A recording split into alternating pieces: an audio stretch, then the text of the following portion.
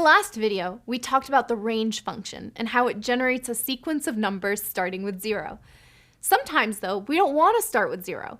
For these situations, the range function also allows us to specify the first element of the list to generate. We do that by passing 2 parameters to the function instead of 1, like in the next example. Product equals 1 for n in range 1 to 10. Product equals product n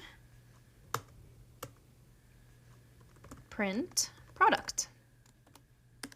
In this example, we're calculating the product of all numbers from 1 to 10. For this operation, it's important that we start with 1 and not with 0. If we'd started with 0, the whole product would be 0. Additionally, we can specify a third parameter to change the size of each step. This means that instead of going 1 by 1, we could have a larger difference between the elements. Let's check out this example of when you might want to do something like this. First, we're defining a function that converts a temperature value from Fahrenheit to Celsius. And we're simply using a conversion formula to do that. Then, we have a for loop that starts at 0 and goes up to 100 in steps of 10.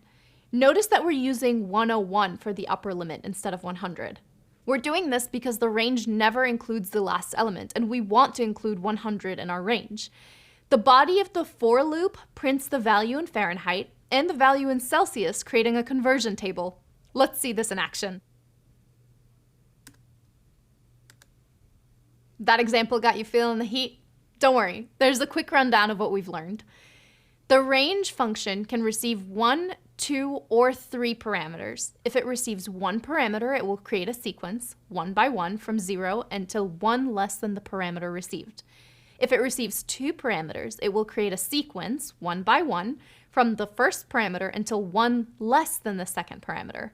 Finally, if it receives 3 parameters, it will create a sequence starting from the first number and moving towards the second number, but this time the jumps between the numbers will be the size of the third number.